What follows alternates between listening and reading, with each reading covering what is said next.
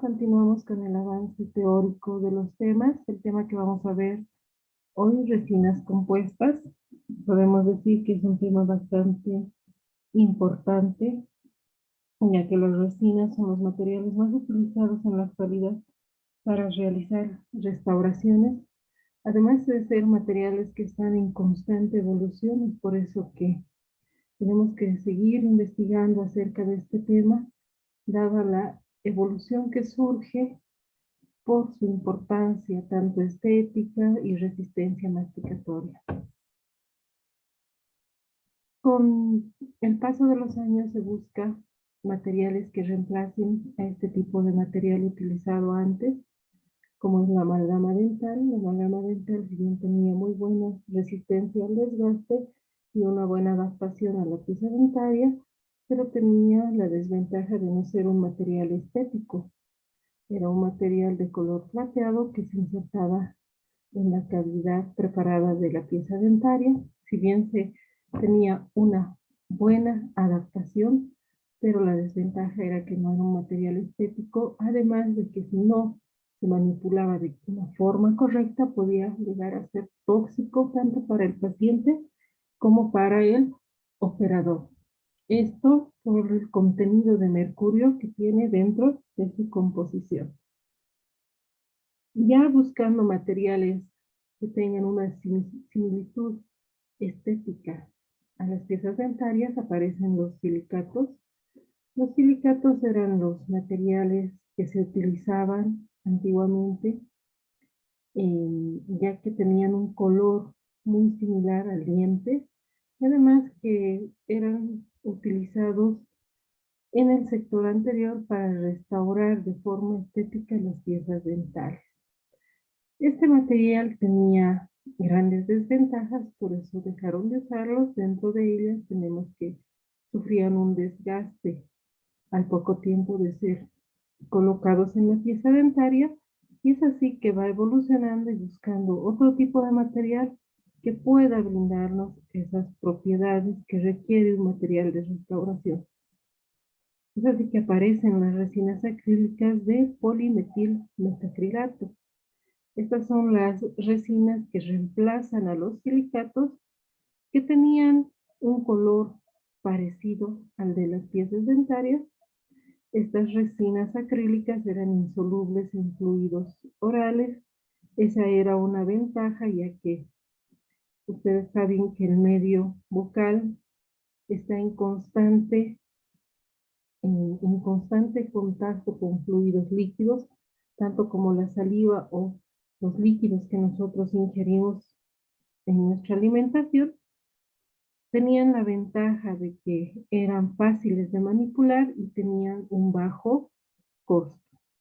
Pero estas resinas acrílicas tenían la desventaja de tener una baja resistencia al desgaste y también que se contraían por el proceso de polimerización. Su contracción era muy elevada y como consecuencia se creaba una filtración marginal.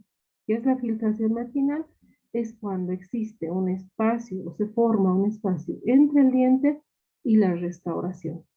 Al formarse este espacio se llena de biofilm o de restos de alimentos y debilita más la pieza dentaria, o reaparece la caries por debajo o alrededor de la restauración. Entonces, al ver las desventajas de estas resinas acrílicas, se va desarrollando un nuevo material que se conoce como resinas reforzadas a un principio, pero después ya los conocemos como resinas compuestas. Estas resinas compuestas son materiales que están formados por dos partes, podemos decir, o por dos tipos de materiales diferentes, unidos entre sí por un agente de unión. Estas resinas compuestas están formadas por una matriz orgánica que está compuesta por esta molécula, la molécula de bisfenol A glicidil metacrilato, que también se conoce como bis-GMA. Esa es la parte orgánica sintética de la resina y está compuesta por una parte inorgánica o un relleno o refuerzo de este material. Este relleno o refuerzo de del material está compuesto por prismas de vidrio o partículas de vidrio pulverizadas. Estas partículas van a constituir la parte inorgánica de la resina compuesta. Entonces podemos decir que de ahí viene el nombre de resinas compuestas, ya que tiene una matriz orgánica y una matriz inorgánica que se unen así mediante un agente de unión o de conexión. La primera generación que apareció de las resinas compuestas se caracterizaba por tener en el relleno macropartículas. Estas macropartículas tenían una medida de 8 a 10 micrómetros aproximadamente. El micrómetro es la milésima parte del milímetro. Entonces son partículas muy pequeñas para nosotros a simple vista, pero a comparación del desarrollo de las otras generaciones de resinas, estas partículas son más grandes que las otras. Es por eso que se conocen como macropartículas. La matriz orgánica o la fase orgánica estaba compuesta por bis-GMA en un porcentaje de 30% aproximadamente y la parte de relleno o matriz inorgánica en un porcentaje de 70%. Luego se fue evolucionando a la segunda generación. Esta generación se caracteriza porque la fase orgánica o matriz orgánica aumenta en porcentaje, aumenta a un 50% aproximadamente, y el refuerzo o relleno inorgánico llega a un 50 a 55%. También dentro de su composición orgánica tenía al bis-GMA y dentro de su relleno inorgánico tenía moléculas de vidrio o partículas de vidrio pulverizadas. Pero estas partículas de vidrio eran mucho más pequeñas que las macropartículas de la primera generación. Estas micropartículas aproximadamente tenían una medida de 0.04 micrómetros. Este era un factor que daba ciertas ventajas a nivel estético, ya que al tener partículas de relleno más pequeñas, ayudaban a que durante el proceso de pulido se logre un brillo y una textura similar al esmalte dentario, ¿no? Se podía formar un brillo casi similar al esmalte dentario. Es por eso que se utilizaban sobre todo con más frecuencia en las piezas anteriores. Posteriormente ya se genera la tercera generación. Esta tercera generación corresponde a las resinas híbridas. Estas resinas ya son una mezcla entre las macropartículas de relleno de la primera generación y las micropartículas de relleno de la segunda generación. Es por eso que se llaman híbridas, porque es una mezcla del tamaño de las partículas que existen en la porción inorgánica o en la fase de relleno de las resinas, y de ahí que se conoce como híbridos. ¿Por qué se unen estas dos generaciones y forman la tercera generación? Para poder unir las propiedades tanto de las micropartículas como las macropartículas. En la cuarta generación ya se puede hablar de resinas que aumentan el refuerzo inorgánico con base en vidrios cerámicos. Ya aumentan la porción inorgánica, pero aparte de tener solamente partículas de vidrio, también introducen partículas cerámicas que va a mejorar las propiedades de las resinas. Estas partículas cerámicas son introducidas sobre todo para las restauraciones en el sector posterior, ya que en el sector posterior requieren una mayor resistencia, sobre todo al impacto masticatorio. La quinta y la sexta generación son resinas creadas para técnicas indirectas. En la quinta generación son resinas que funcionan o que se utilizan mediante tres operaciones, que es el calor, la presión, y los dos son combinados o activados mediante un proceso de activación de luz. Estas técnicas indirectas son utilizadas sobre todo en piezas que han sufrido gran destrucción dentaria o en piezas que están muy posteriores, como los segundos o terceros molares, donde se nos dificulta un poco la visión y la accesibilidad a ciertos sectores de las piezas dentarias posteriores. Las técnicas indirectas se emplean cuando se realiza la impresión de un modelo, la impresión de las piezas dentarias, luego se obtiene el modelo de yeso de esas piezas dentarias, y en el modelo de yeso es donde se realiza la restauración. Nos aseguramos en el modelo de yeso que la resina sea adaptada muy bien en toda la cavidad preparada, que no exista brechas o espacios entre la restauración y el modelo de yeso, para posteriormente esa restauración llevarla a boca. Estas técnicas indirectas, como les decía, son de elección cuando existe gran cantidad de piezas, gran cantidad de tejido dentario destruido, o cuando ya es muy difícil la visibilidad o el acceso a ciertos lugares de las piezas dentarias. La sexta generación también son resinas utilizadas para restauraciones indirectas, pero con la diferencia de que estos ya vienen con un refuerzo cerámico, que generalmente es el circonio.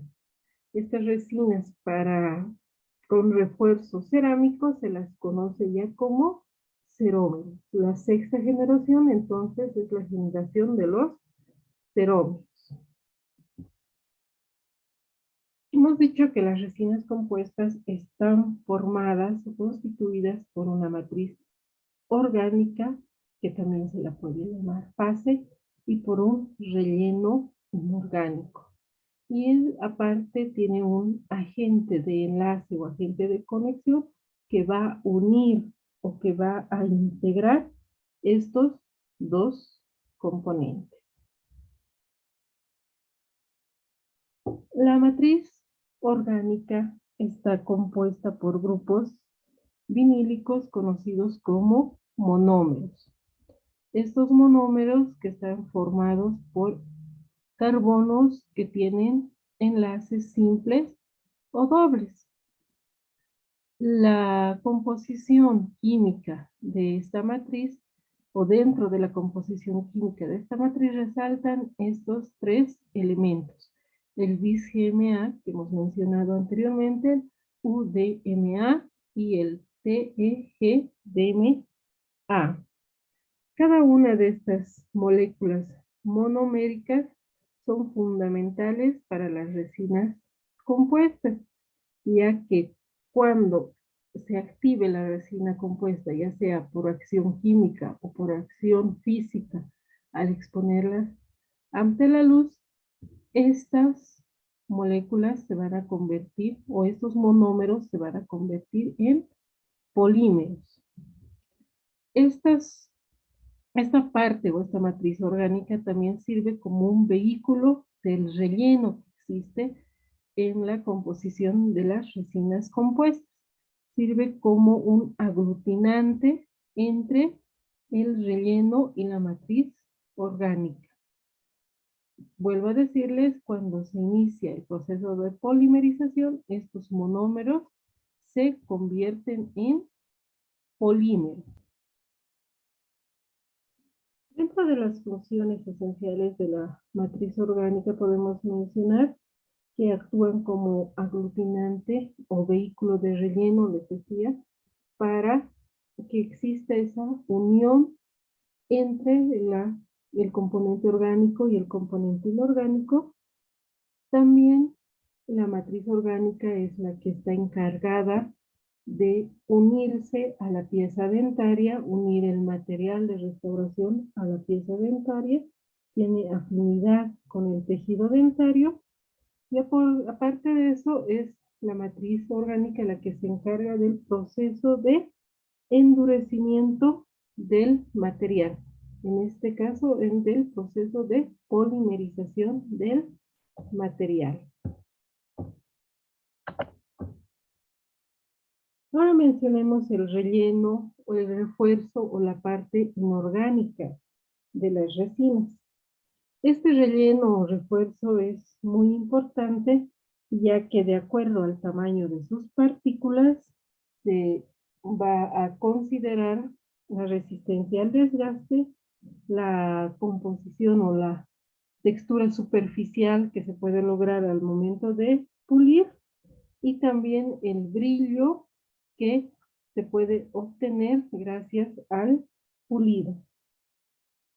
Este relleno o refuerzo está modificado, digamos, de acuerdo a los diferentes tipos de material que existen en el mercado y también está modificado de acuerdo al fabricante de las resinas compuestas.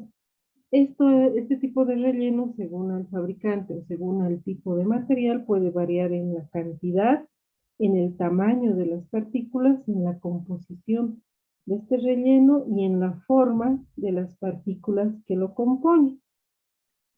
Según Barrancos, hemos dividido o se dividen en 3 grupos el tipo de relleno. Tenemos los híbridos, los microparticulados y los nanoparticulados.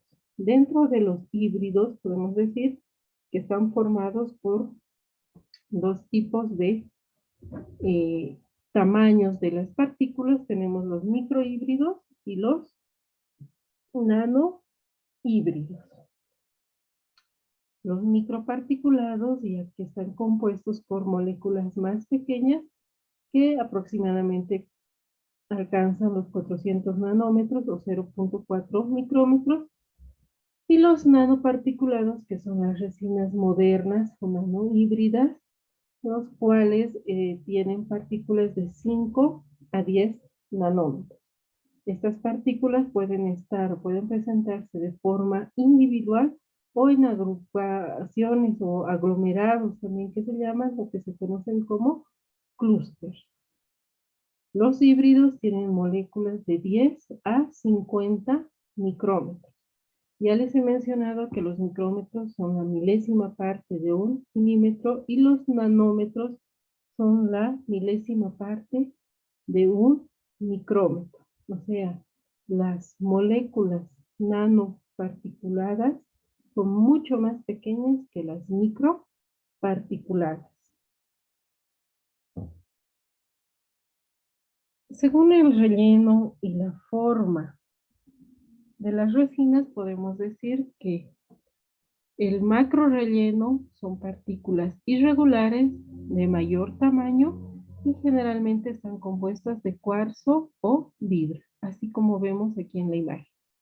El micro relleno, de igual forma, son partículas irregulares que están compuestas principalmente por sílice coloidal. Ahora, dentro de las resinas híbridas, hemos mencionado que existe una mezcla entre el microrrelleno y el nanorrelleno. El nanorrelleno se caracteriza por estas moléculas esféricas de menor tamaño, pero ya son moléculas, digamos, de forma regular, no son irregulares como el macrorrelleno y el microrrelleno, son moléculas esféricas. Ahora hemos mencionado también el nanoclúster o las moléculas de nanorrelleno mezcladas con las nanoclústeres o aglomerados de moléculas o moléculas individuales.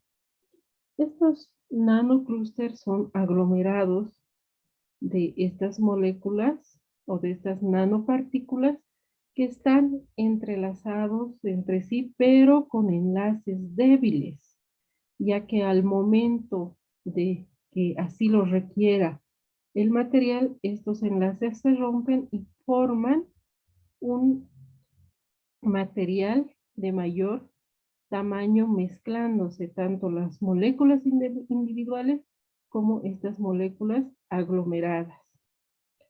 Aquí también vemos las partículas híbridas, tanto de microrrelleno y nano relleno, o de micropartículas y nanopartículas. Según las formas de relleno, tenemos las formas irregulares, como vemos aquí, las de macro y microrrelleno. Estas formas irregulares son obtenidas por piezas de bloques cerámicos molidos o pulverizados. Tenemos las moléculas esféricas, que son obtenidas por proceso de pirólisis o de sol en gel. El proceso de pirólisis es un proceso de calentamiento de las partículas, pero sin presencia de oxígeno. Son como partículas guiadas, digamos así, que se van a ir formando mediante un proceso de calentamiento, pero este calentamiento se realiza sin la presencia de oxígeno. También se obtiene mediante un proceso que pasa del estado sólido al estado en gel. Y tenemos también las formas de fibras o whisker, que son fibras largas que están mezcladas o entretejidas entre sí de forma paralela, pero no de forma ordenada, sino de formas irregulares, unidas en formas irregulares. Las fibras y whisker tienen aparentemente la misma forma y la misma estructura en su composición. Les decía, son fibras entretejidas, pero que no se andan de forma regular, sino que están entretejidas de forma irregular.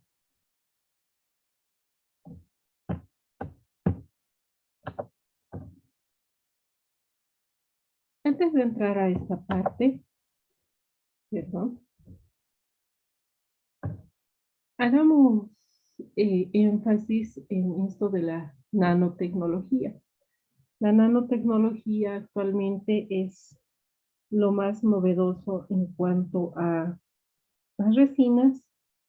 Es, digamos, la parte más moderna, ya que son moléculas, se podría decir, con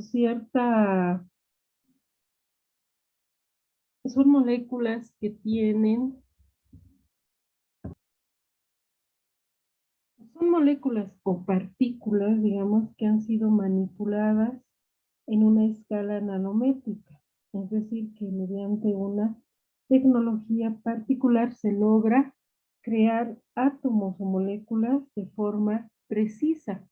Es por eso que estas moléculas tienen esta forma ya bien definida, bien redondeada, y no se ve como estas otras partículas, las de macrorrelleno o microrrelleno, que ya se ven de forma irregular.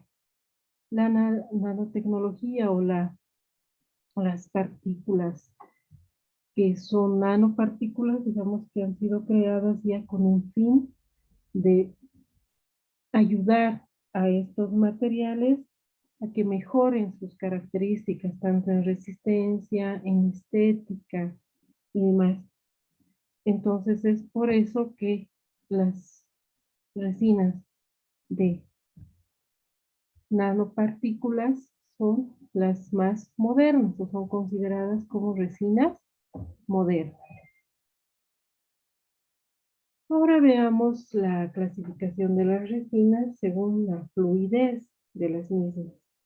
A estas las podemos clasificar como resinas de baja viscosidad o fluidas, resinas de mediana viscosidad y las resinas condensables o de alta viscosidad. Estas resinas o la viscosidad de estas resinas se refiere a la fluidez de las mismas. Está relacionada a la baja, mientras más baja viscosidad tenga, más fluidas serán las resinas. Y mientras menos fluidas sean, tendrán una más alta viscosidad. Las resinas de baja viscosidad o resinas fluidas son aquellas que disminuyen el porcentaje de relleno inorgánico, tienen menor cantidad de relleno inorgánico. El relleno inorgánico es el que va a determinar la viscosidad de las resinas. Entonces, para compensar esa baja de porcentajes del relleno inorgánico, se adhieren a estas resinas otro tipo de sustancias o de diluyentes para que estas resinas sean de forma más fluida. No es totalmente, digamos, plástica como la vemos en estos envases.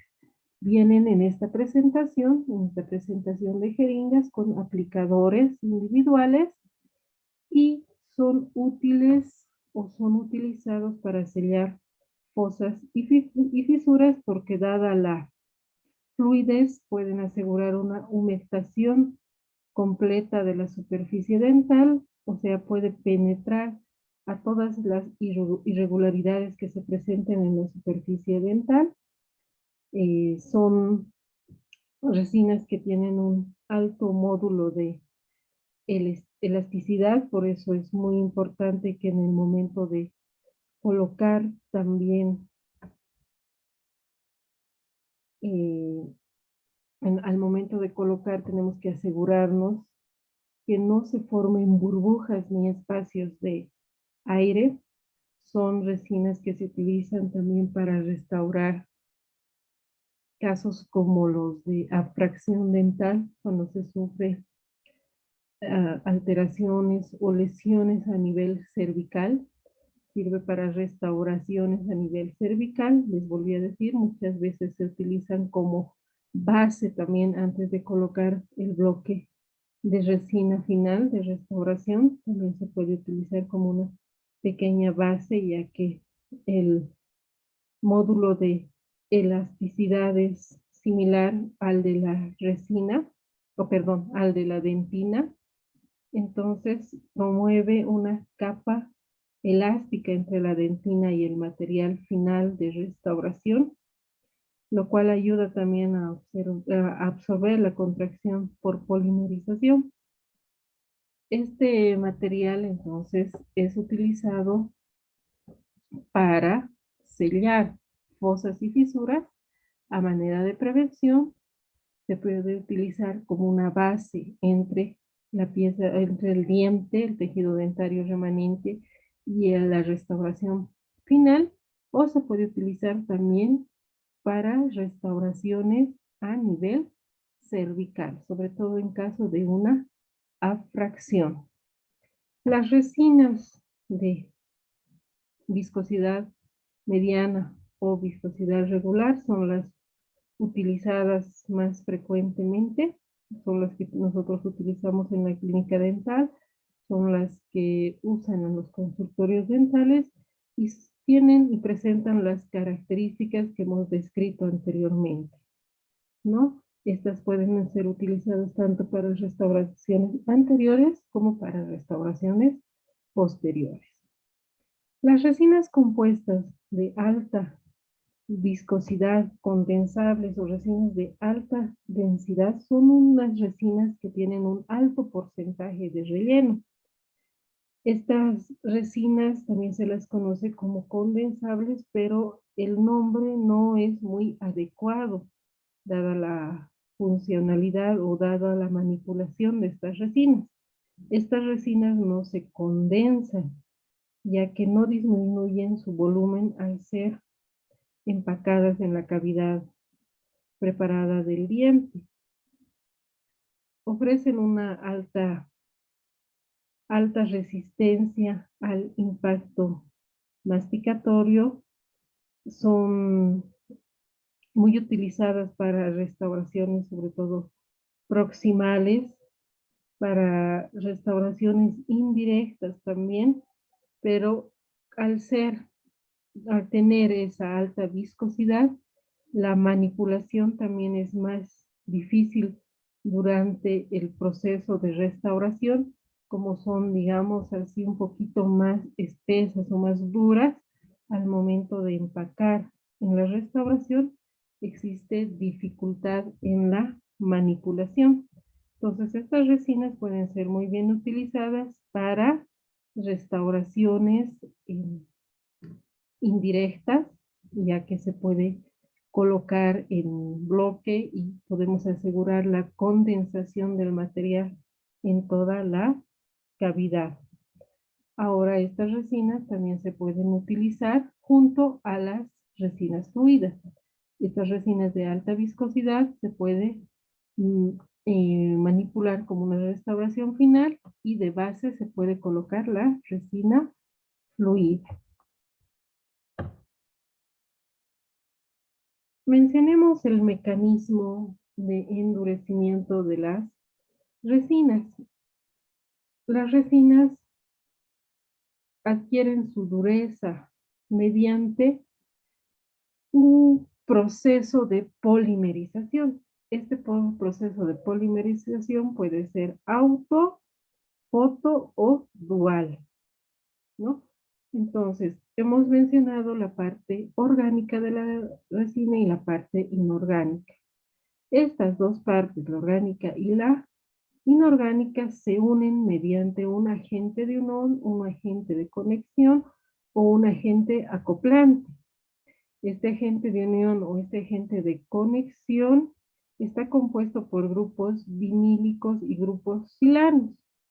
Estas moléculas de vinil silano permiten crear o generar enlaces covalentes entre los monómeros formando polímeros. ¿Dónde se encuentran los monómeros? Hemos dicho que se encuentra en la parte orgánica de la resina compuesta. Entonces, esta parte orgánica, dada la acción de los grupos vinil-silano, van a formar esa unión con la matriz inorgánica. Van a generar unos enlaces entre las partículas del relleno inorgánico y las partículas o los polímeros o monómeros de la matriz orgánica. Para poder iniciar este proceso de polimerización, tienen que tener unos iniciadores. Los iniciadores son aquellos componentes que van a transformar esa masa plástica que nosotros vemos en los tubitos de resina en una masa sólida. Esto mediante una reacción de polimerización. Es cuando los monómeros se van a unir para formar polímeros. Podemos mencionar que las resinas se van a activar por un proceso de autopolimerización o un proceso de fotopolimerización. Cuando se activan por el proceso de autopolimerización, se sufre una reacción química o se inicia mediante una reacción química. Cuando se activan por un proceso de fotopolimerización, se activan mediante un proceso físico. Dentro de estos iniciadores tenemos la canforoquinona, el PPD-fenilpropanodiona, el lucerín TPO y el peróxido de benzoilo. También podemos mencionar aquí a las aminas terciarias. La canforoquinona, el PPD-fenilpropanodiona y el lucerín son iniciadores de la activación física. O sea, son los que se inician mediante el calor o la energía proporcionada por la lámpara de luz de fotopolimerización. El peróxido de benzoilo y las aminas son los iniciadores para activar para activar la polimerización química. ¿Ya? Les repito para que no exista confusión. La canforoquinona, PPD-fenilpropanodiona, el lucerín TPO son iniciadores para la activación física, aquella que se va a activar mediante la luz o el calor o la energía electromagnética, cuando se utiliza una lámpara de fotopolimerización. El peróxido de benzoilo y las aminas terciarias son iniciadores para una activación química, para una activación de autopolimerización. Para evitar que las resinas polimericen antes de tiempo o no nos permitan su manipulación durante la inserción del material en la cavidad, también dentro de su composición tienen inhibidores de polimerización. Estos inhibidores retardan el inicio de la polimerización, evitan que las resinas se autoactiven, ya que las moléculas de estas resinas compuestas son muy reactivas. Incluso el hecho de exponerlas a la luz del ambiente o a la luz de un foco ya puede activarlas muy rápidamente.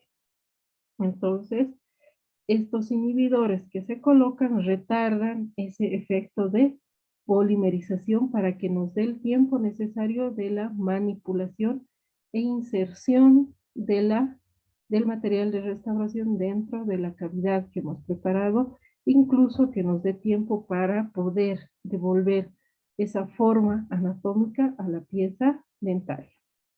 También las resinas utilizan los pigmentos. Estos pigmentos que son de naturaleza cerámica son los que van a dar el color, la translucidez y el tono al material de restauración. Estos pigmentos están hechos en base a óxido de aluminio o alúmina y en base a óxido o dióxido de titanio. ¿Cuáles son las principales propiedades de la resina? La resina tiene muy buena resistencia al desgaste.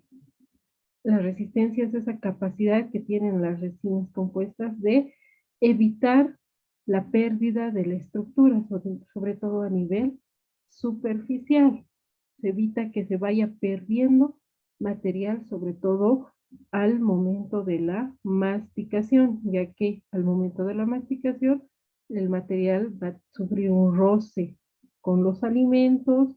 También durante el proceso de cepillado dental, el material va a sufrir un roce con las cerdas de los cepillos, se utilizan palillos de dientes y demás.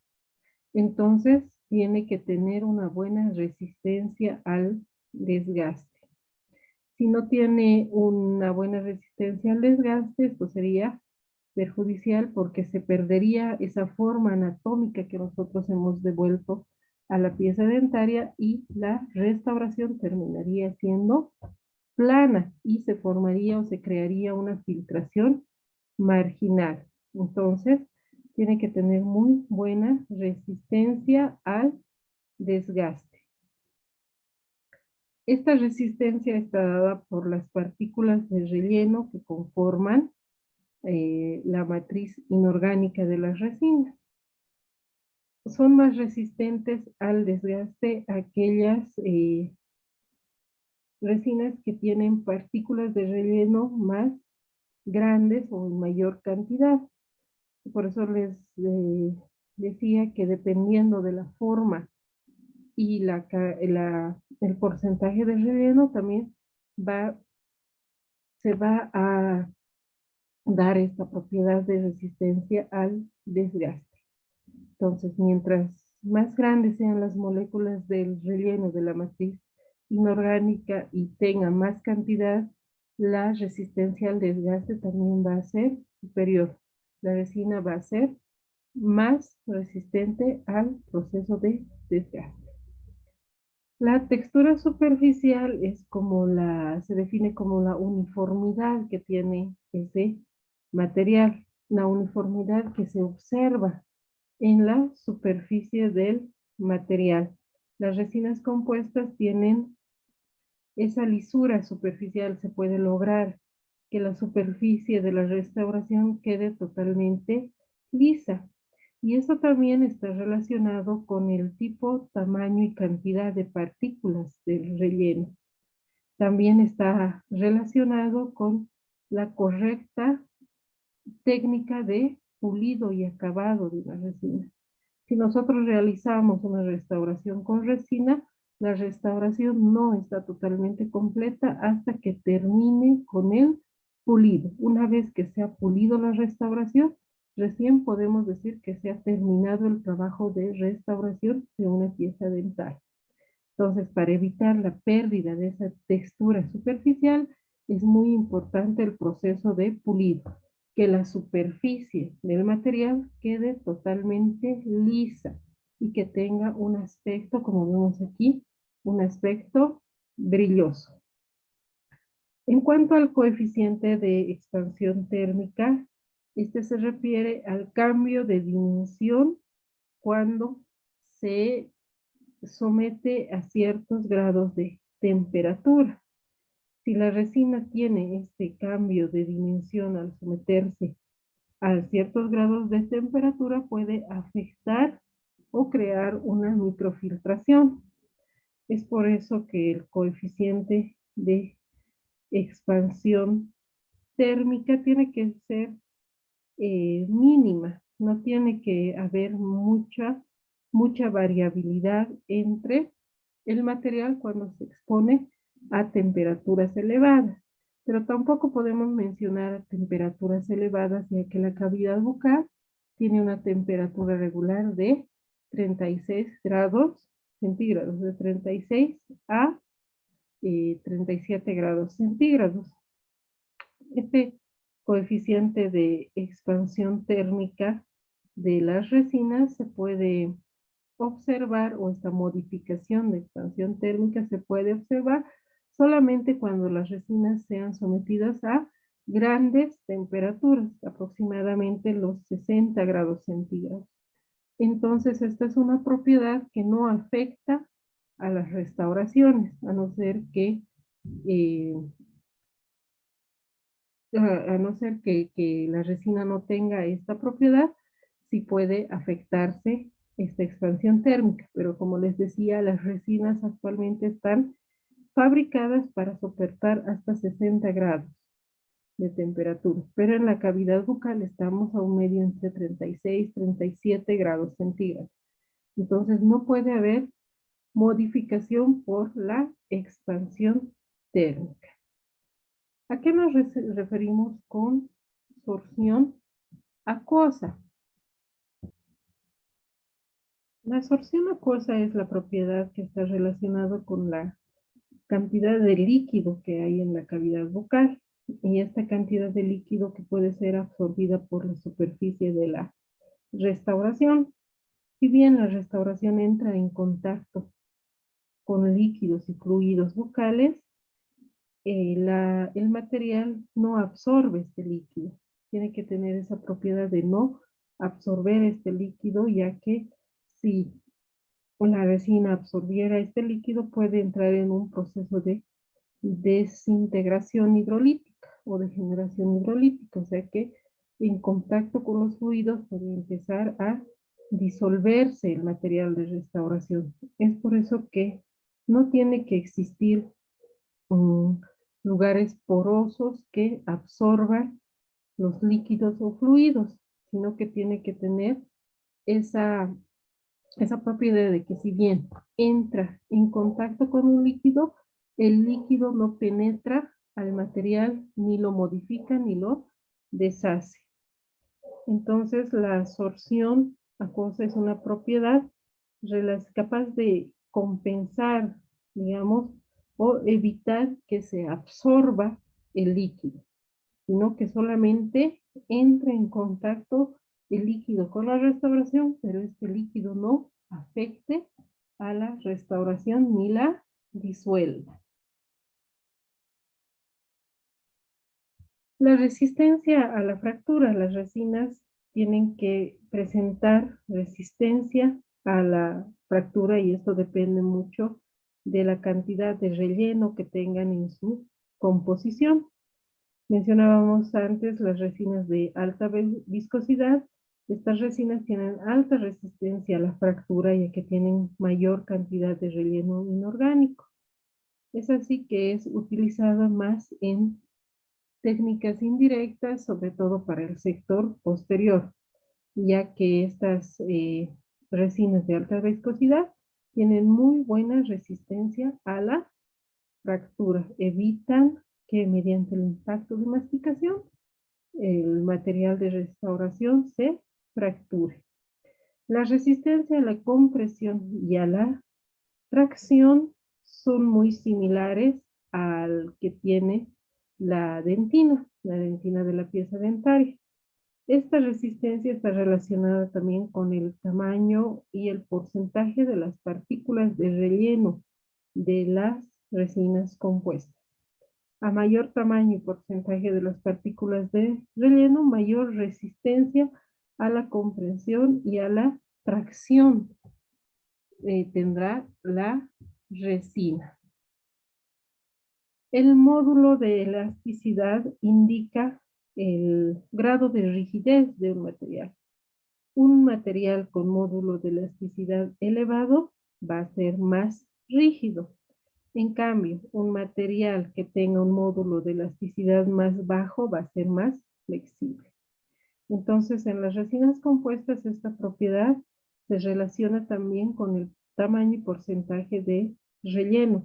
A mayor tamaño y porcentaje de relleno, mayor módulo de elasticidad tendrá la resina. Ahí podemos comparar con las resinas fluidas. Las resinas fluidas tienen menor cantidad de relleno, por lo tanto, estas resinas serán menos rígidas y tendrán un módulo de elasticidad más bajo. La estabilidad del color de las resinas tiene que evitar que estas resinas sufran alteraciones de color debidas a manchas superficiales o decoloraciones internas de la pieza dentaria. Sobre todo cuando se realiza un tratamiento de conducto, muchas veces después de la restauración el diente se puede ver que se torna de un color medio plomizo o medio amarillento. Entonces, tenemos que crear una estabilidad del color. Actualmente en el mercado existen muchos medios para poder imitar de forma adecuada y de forma estética el color de las piezas dentarias, sobre todo en las piezas anteriores. Se pueden usar pigmentos o pacificadores y demás. Entonces, la estabilidad del color del material también es muy importante, ya que también tenemos que evitar que eh, las personas que fuman, por ejemplo, las personas que tomen mucho café, pigmenten la restauración con estos alimentos. Por eso es importante destacar que las resinas fotopolimerizables son mucho más estables en el color, como mantienen por más tiempo el color que las resinas que son activadas por un proceso químico o las resinas autopolimerizables. La radiopacidad es un requisito de todos los materiales de restauración. Al momento de sacar una radiografía, la resina se tiene que observar totalmente radiopaca. Esto ayuda a que mediante la radiografía identifiquemos si debajo de la restauración existe la presencia de caries o si hay una microfiltración alrededor o debajo de la restauración. Es por eso que los materiales de restauración tienen que ser radio opacos, que nos ayuden a detectar si debajo de la restauración hay o no una lesión cariosa. Ahora vamos a ver los pasos previos a la manipulación de las resinas. Vamos a mencionar el grabado ácido. Previo a esto, en un tema anterior, ya han visto lo que son los protectores dentinopulpares, en qué momento se requiere una protección dentinopulpar. Ya identificado el caso, si este requiere una protección pulpar o una base cavitaria o un forro cavitario, procedemos al grabado ácido. Primero grabamos el esmalte y posteriormente grabamos la dentina. Ambos aproximadamente unos 15 segundos. ¿Con qué fin se realiza el grabado ácido? Uno, con el fin de la remoción del barrillo dentinario o barro dentinario. El barro dentinario es ese polvo que queda posterior a la preparación cavitaria.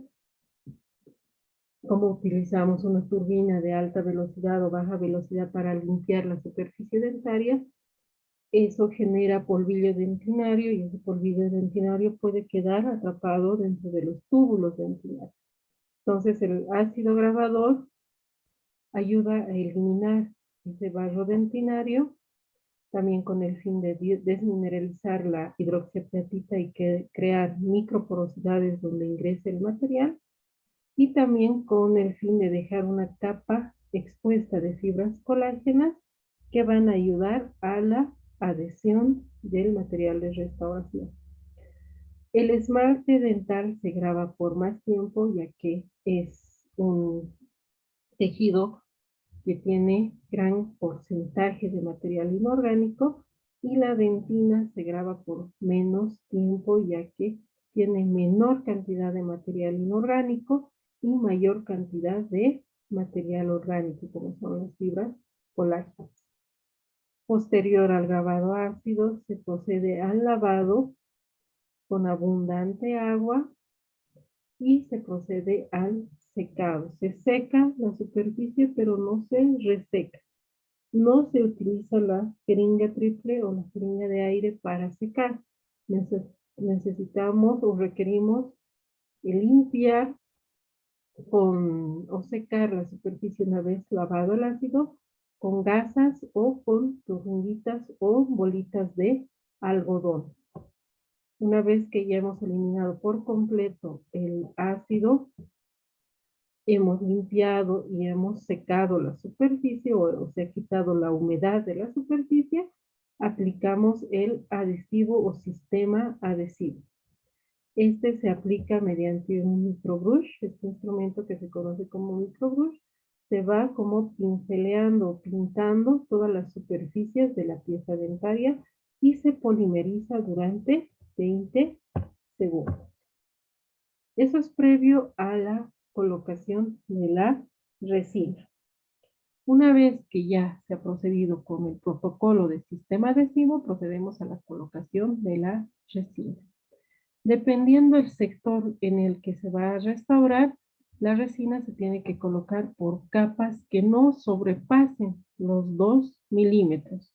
Esto con el fin de que exista una buena polimerización de todo el bloque de resina que vamos a colocar para restaurar, y esto con el fin también de evitar la contracción por polimerización. Es por eso que es muy importante que, de acuerdo al material que ustedes usen o utilicen, sigan también las instrucciones del fabricante, ya que el fabricante va a recomendar cuánto tiempo de polimerización requiere o de fotopolimerización requiere la capa de resina que ustedes vayan colocando. En las superficies oclusales de premolares y molares se recomienda emplear una capa, se requiere emplear capas oblicuas hasta conformar la forma anatómica o hasta devolver la forma anatómica de la estructura dentaria perdida. A nivel del sector posterior, pero por proximal, se recomienda utilizar capas lineales, capas horizontales que no sobrepasen los 2 milímetros. Se colocan capas primero para reconstruir la pared proximal perdida. En el sector anterior se recomienda la técnica estratificada. Esta técnica tiene este denominativo dada la forma de inserción de la resina. Este se va adaptando, colocando eh, capas delgadas de 2 milímetros de resina hasta lograr terminar, hasta que se conforme de manera adecuada la pared o la cara vestibular. Esta técnica estratificada se realiza sobre todo en piezas anteriores. Se inicia reconstruyendo la cara palatina y se va poniendo capas hasta llegar hacia vestibular. Existe un tema específico sobre restauración en piezas anteriores donde van a ver esto a más detalle. Estas son las espátulas de resina que se utilizan y estos son los pinceles que se utilizan también para dar esa textura superficial que requiere una restauración en las piezas anteriores. La técnica de manipulación para superficies proximales o cuando una pieza dentaria ha sufrido una caries o una pérdida de estructura dentaria a nivel proximal, ya sea mesial o sea distal, la utilizamos primero colocando el sistema matriz que ya hemos visto anteriormente en una clase, la forma y los materiales que se utilizan para la colocación del sistema matriz. Y lo primero que se tiene que hacer es restaurar la pared proximal. Una vez que se restaura la pared proximal, retiramos este sistema matriz y procedemos con la cara oclusal. Esto con el fin de que sea menos incómodo para el paciente, ya que el sistema matriz puede llegar a incomodar bastante al paciente. Entonces, para evitar que siga esperando la restauración completa, primero restauramos solo la pared próxima, retiramos el sistema matriz y continuamos con la pared oclusal. En caries, en cavidades que tengan superficies oclusales afectadas, vamos a mencionar este término que es muy importante que lo conozcan, que se define como el factor C o factor de configuración cavitaria. Este factor se analiza la proporción entre el número de superficies que tiene la cavidad y la resina que se va a adherir a estas superficies. Esto con el fin de evitar la contracción por polimerización del material. En la actualidad, las resinas tienen menos del 1% de contracción, pero sí sufren esa contracción durante el proceso de polimerización. Entonces, para controlar esa contracción por polimerización, se recomienda adherir la resina a 2 paredes de la cavidad. Aquí en el esquema vamos a simular que esta es la cavidad que nosotros hemos preparado, sobre todo por oclusal. Esta cavidad tiene 6 paredes.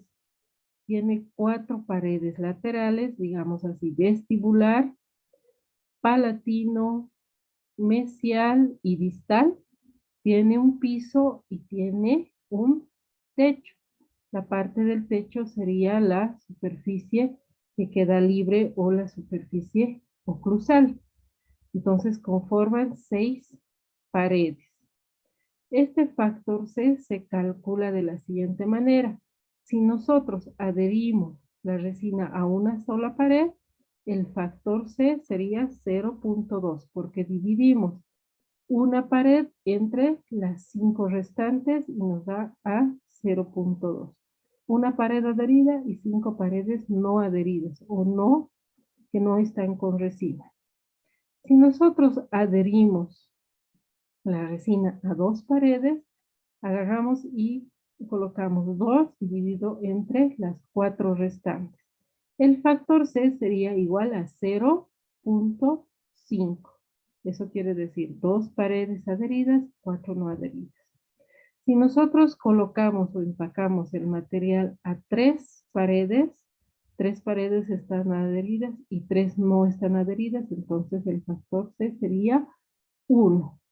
Y si nosotros colocamos el material o la resina a 4 paredes directamente y 2 no, el factor C sería de 2, ¿no? El resultado sería 2. 4 entre 2, 2. 4 paredes adheridas y 2 no adheridas. Entonces, ¿cuál es el fin de este factor C? ¿Cuál es la prioridad o cuál es la razón de que se calcule esta cantidad de paredes adheridas o superficies de la... Esto es con el fin de lograr éxito en las restauraciones de resina, que exista un menor proceso de contracción. Entonces, para lograr este éxito, el factor C ideal es de 0.5. Nosotros tenemos que colocar la resina a 2 paredes. Podemos colocar al piso y a la pared, ya sea proximal, ya sea distal o mesial. Entonces el factor C, les vuelvo a repetir, se define como el factor de configuración cavitaria. Lo ideal es que este factor C nos dé un resultado de 0.5. Cuando da el resultado de 0.5, nos indica que esta restauración va a disminuir el estrés por polimerización del material, evitando que exista una microfiltración postoperatoria. Entonces, ¿qué es lo que tenemos que realizar? Adherir el material de restauración a 2 paredes. Primero colocamos una porción de resina tanto a la pared proximal como al piso. De este otro lado igual colocamos una pared y así poco a poco vamos incrementando la resina. Esto con el fin de evitar el factor de contracción o perdón, evitar el estrés de contracción por polimerización. Entonces, el factor C es el factor de configuración cavitaria que analiza la proporción de resina que se tiene que colocar entre el número de superficies de una cavidad. Entonces, la resina, ¿a cuántas paredes debería colocarse?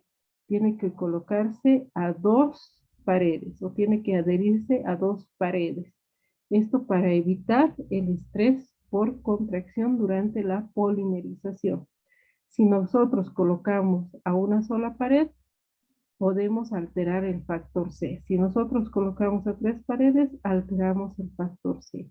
La cosa o la idea es que salga un 0.5 del factor C, que es lo ideal para evitar el estrés por contracción durante la polimerización. En los dientes posteriores, entonces aquí vemos un esquema cómo se va colocando la resina sobre 2 paredes. Aquí colocamos la resina apoyada a esta pared y apoyada al piso. Agarramos esta porción, la colocamos apoyada sobre esta pared y el piso y fotopolimerizamos por 10 segundos. Agarramos otra porción, igual la colocamos sobre esta pared y sobre el piso, fotopolimerizamos por 10 segundos, así hasta llenar o hasta restaurar la pieza dentaria. Esta parte la vamos a ver a más detalle en la clase práctica, ¿ya? Esta parte la estamos viendo aquí, bueno, como una base teórica, pero en la parte práctica la vamos a llevar a mayor detalle. Cada porción entonces polimerizamos por 10 segundos. Cada porción colocamos apoyada sobre 2 paredes de la pieza dentaria y la última capa que colocamos es para rellenar estos espacios que nos han quedado y este se polimeriza por aproximadamente 40 segundos. Siempre recordarles que tienen que seguir la forma anatómica de la pieza dentaria. Una vez que ya se ha restaurado y ya se ha terminado de restaurar, Entonces se procede al proceso de polimerización. ¿Cuáles son los sistemas de polimerización? Ya hemos mencionado anteriormente, las resinas compuestas o de autocurado son las que se activan químicamente. Y estas tienen un sistema de activación por óxido de reducción en donde involucra el peróxido de benzoilo y la amina terciaria. Estos dos elementos son los que se activan para el proceso de inicio de autopolimerización. Estos, al entrar en presencia del oxígeno, empiezan a polimerizarse. Y las resinas compuestas de fotocurado son aquellos que estimulan el componente de canforoquinona, se activa por la acción de la luz y esto crea el proceso de restauración. No, perdón. Esto crea el proceso de activación por fotopolimerización.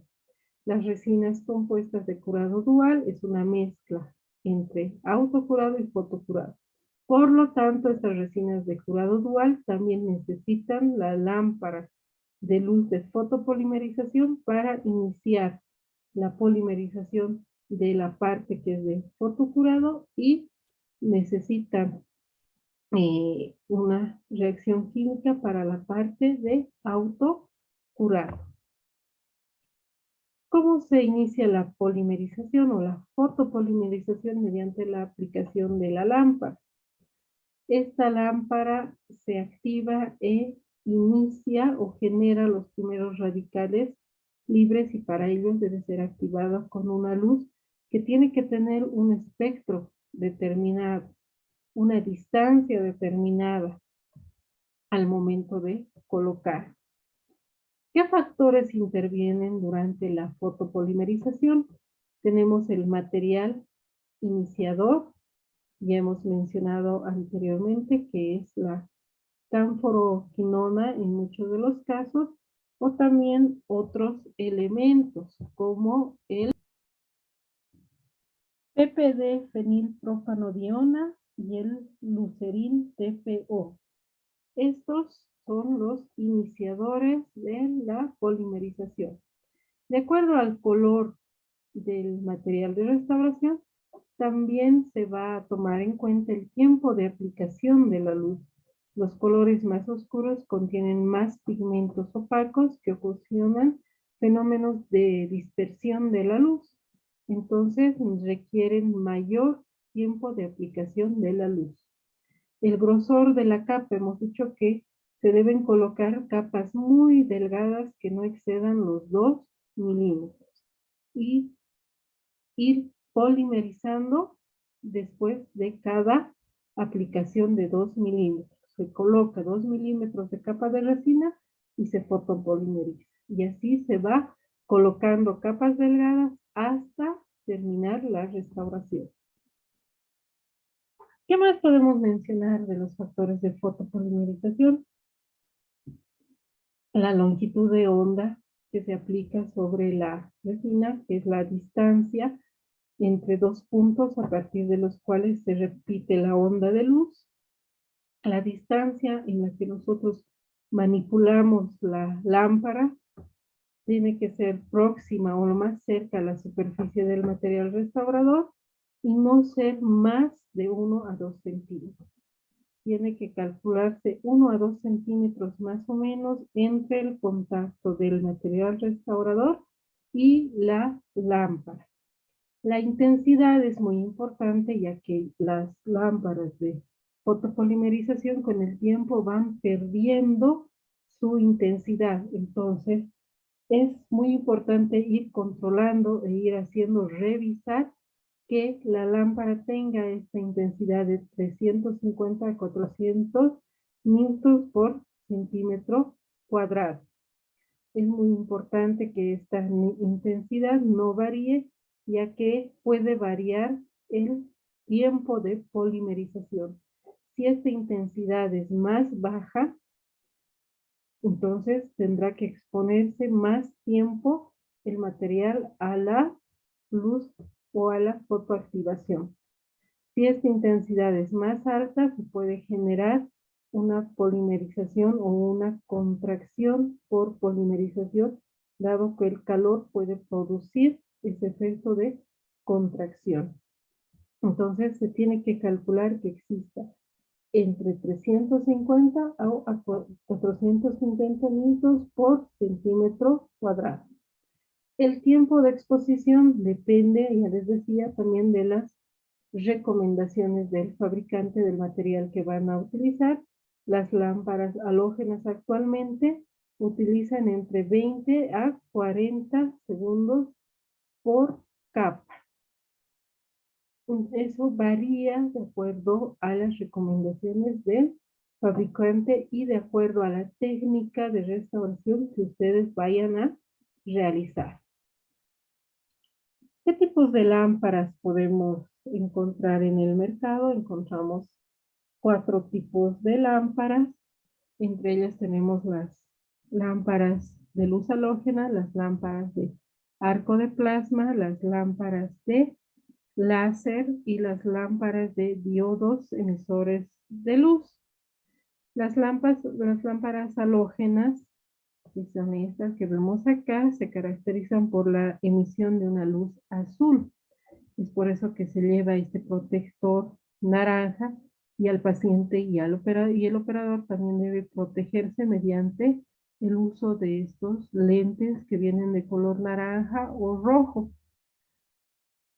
Esta lámpara de luz azul o la lámpara que genera esta emisión de luz azul tiene una mayor longitud de onda para que la luz penetre de una forma más profunda al material y así asegurar una mejor polimerización del material.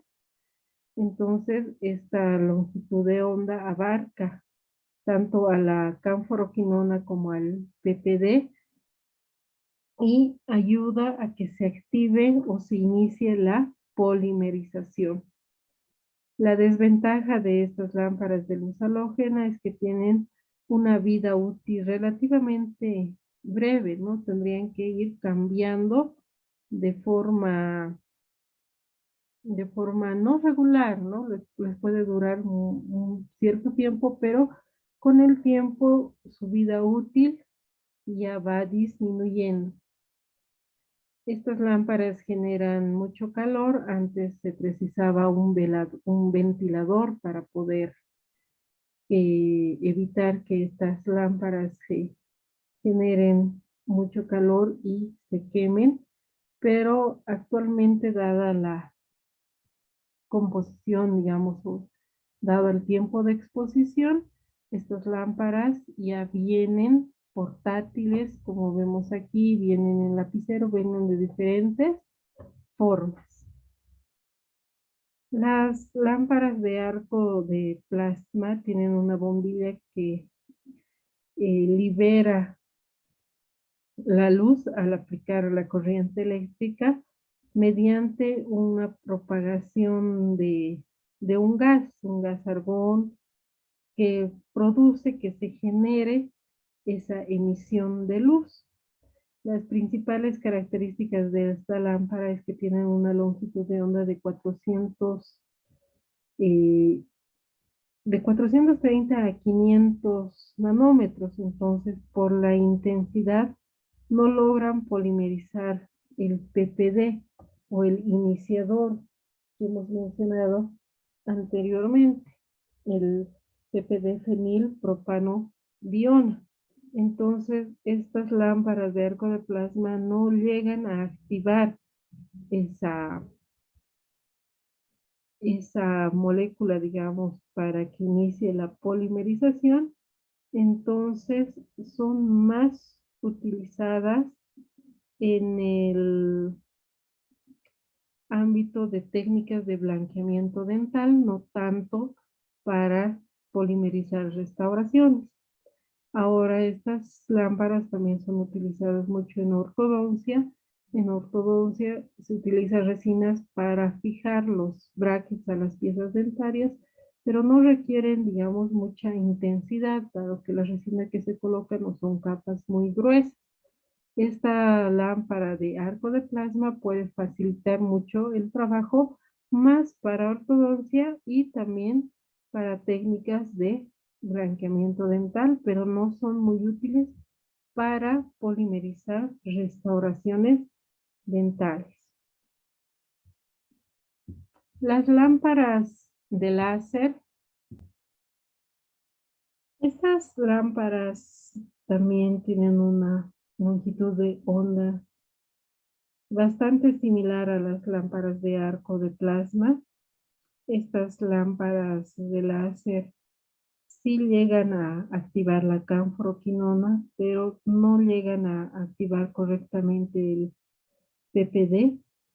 Entonces, no brindan mejores condiciones, digamos, que las lámparas halógenas. Es por eso que no son muy útiles por la intensidad que tienen, ya que no logran activar todos los elementos que inician la fotopolimerización. Entonces, sí pueden ser utilizadas estas lámparas de láser en resinas compuestas que no tengan PPD como iniciador, que solamente estén conformadas por canforoquinona, pero de mayor preferencia siguen siendo utilizadas las lámparas halógenas. Ahora, las lámparas de diodos emisores de luz LED son las últimas que han aparecido en el mercado.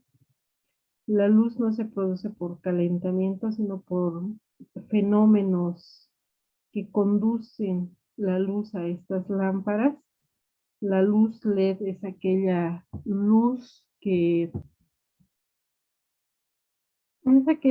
utiliza un diodo emisor de luz en su interior.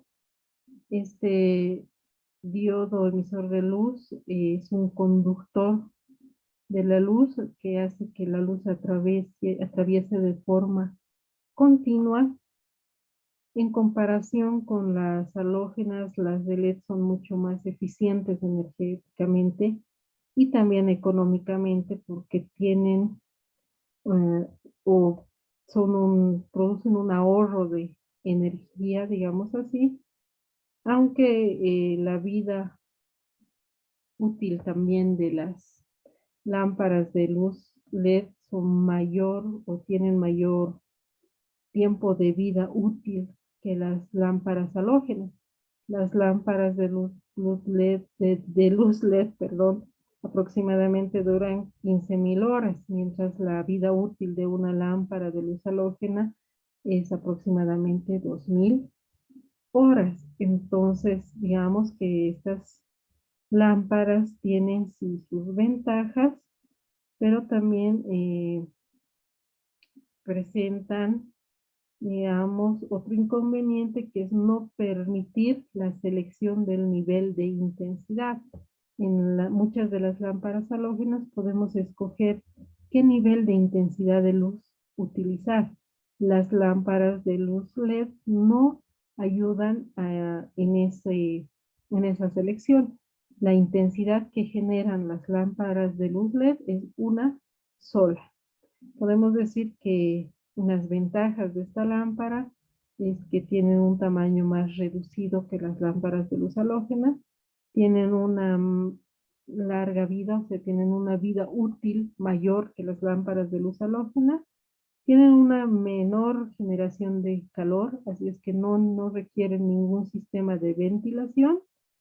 Estas lámparas, muchas de ellas no necesitan el filtro naranja, así es que también las lámparas de luz halógena, muchas todavía son alámbricas y estas lámparas de luz LED son inalámbricas.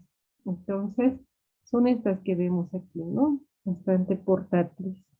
También al tener estas lámparas un espectro de longitud de onda más reducido, entonces necesitan menos energía para funcionar que las lámparas de luz halógena.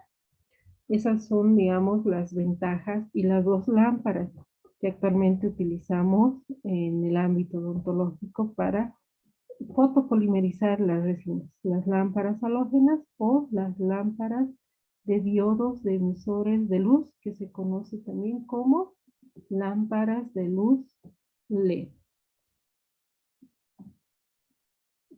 ¿Cómo optimizamos la polimerización? ¿Cómo podemos evitar el estrés por contracción durante la polimerización?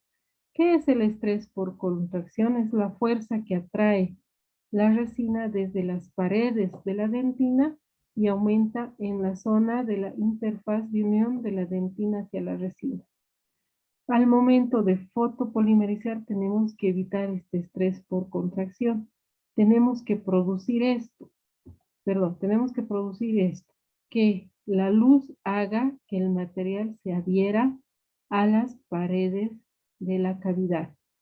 Si nosotros utilizamos un incorrecto método de polimerización, podemos provocar lo contrario, que el material vaya y se concentre y vaya o se aleje de las paredes dentarias. Es por eso que se debe realizar un correcto procedimiento de fotopolimerización. Y hemos mencionado la distancia que tiene que haber entre la restauración y la aplicación de luz, la intensidad que tiene que haber para que no exista este estrés por contracción, y hemos mencionado también cuál es la correcta manipulación del material que debemos conseguir. ¿Cómo se va colocando el material? El material no se coloca en un solo bloque, se va colocando por capas delgadas. También hemos mencionado que se tiene que leer las recomendaciones del fabricante para tener éxito durante la restauración y que el material no sufra este estrés por contracción, o esa fuerza que en lugar de atraer el material hacia las paredes de la cavidad, lo atraiga hacia el centro del material, creando una filtración marginal. Mencionamos ahora qué es la capa inhibida de oxígeno. Una vez que hemos terminado de restaurar la pieza dentaria, que ya hemos dado la forma anatómica, fotopolimerizamos la última capa de resina, pero debido a que esta última capa entra en contacto con el oxígeno, queda una pequeña superficie de la capa superficial que no es totalmente fotopolimerizada. A esa capa que no es totalmente fotopolimerizada, esa capa superficial que queda al final de realizar la restauración, se conoce como capa inhibida o capa inhibida de oxígeno. ¿Cómo podemos evitar que esta capa de oxígeno afecte a nuestra restauración? Esta capa se elimina mediante el pulido final. O también se puede colocar una glicerina a base de agua o una glicerina hidrosoluble. No confundamos la glicerina hidrosoluble con la glicerina liposoluble. La glicerina liposoluble nos dificultaría a quitar el exceso de glicerina, ya que es muy oleosa o muy grasosa. Entonces la glicerina hidrosoluble es aquella que nos ayuda a eliminar esta capa inhibida y también es de fácil eliminación de la superficie dental. Entonces, ¿cómo creamos o cómo colocamos esta glicerina? La colocamos una vez que hemos terminado de restaurar la restauración, colocamos esa capita delgada de glicerina con un microbrush o con un pincel y fotopolimerizamos sobre esta capa. Esta capa cubre la resina y así evita que se forme esa capa inhibida. Si nosotros dejamos esa capa inhibida, entonces la resina puede sufrir un proceso de disolución, ya que no ha sido polimerizada del todo, no ha sido fotopolimerizada completamente. Entonces colocamos una capa de glicerina y fotopolimerizamos, o también podemos eliminar esta capa inhibida mediante el pulido de la resina. ¿Cuál es el procedimiento de alisado y pulido de las resinas? Les decía que un trabajo que no ha sido totalmente terminado hasta el pulido, es un trabajo incompleto. Un trabajo tiene que ser realizado desde la eliminación del tejido infectado hasta la restauración final, y la restauración final se completa con el procedimiento de alisado y pulido.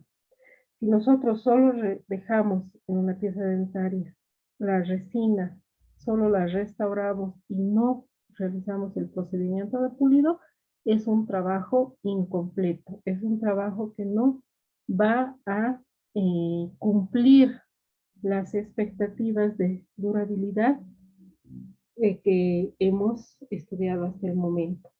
Entonces, tiene que realizarse este proceso de pulido de residuos.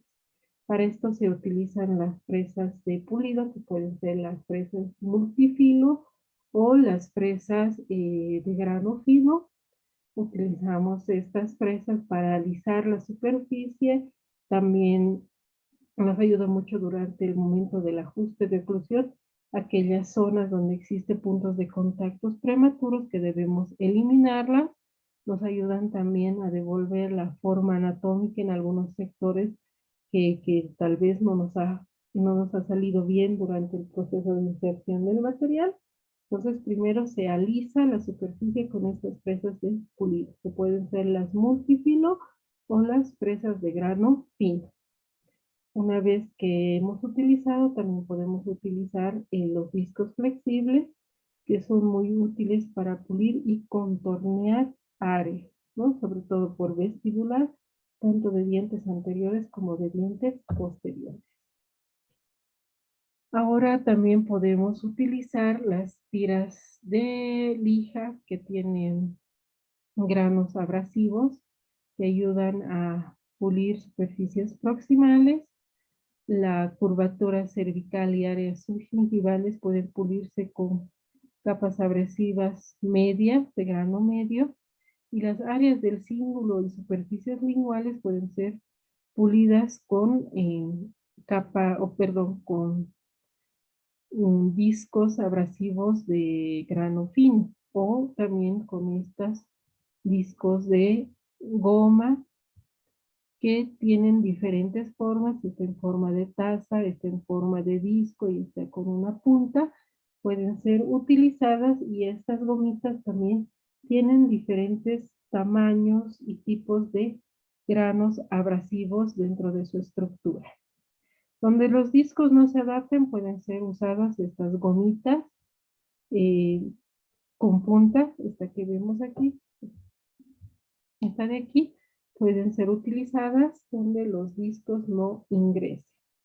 El disco de uso Soflex o discos flexibles es muy útil también para contornear áreas proximales y vestibulares. También estas tiras de lija o estas tiras abrasivas para pulir las zonas proximales. Una vez que esté bien pulida el sector proximal, nosotros tenemos que pasar el hilo dental para ver que este hilo no se desgarre y pase de una forma normal, sin que se esté reteniendo. Si nosotros observamos que al pasar el hilo dental por proximal existen zonas retentivas, tenemos que seguir puliendo. Para dar el brillo se utiliza la pasta diamantada. Es una pasta que está destinada precisamente al pulido de las resinas. Para esto se puede utilizar un cepillo o estos fieltros, ¿no? Para colocar esta pasta diamantada, que dentro de su composición tiene óxido de aluminio que ayuda a pulir o dar esa lisura superficial y ese brillo que requieren así las restauraciones, ¿no? Ese brillo que va a dar similitud al esmalte dental. Esta pasta debe colocarse por aproximadamente 30 segundos y es el paso final de una restauración con resina. Bueno, muchas gracias por la atención, y aquí acaba la clase de hoy.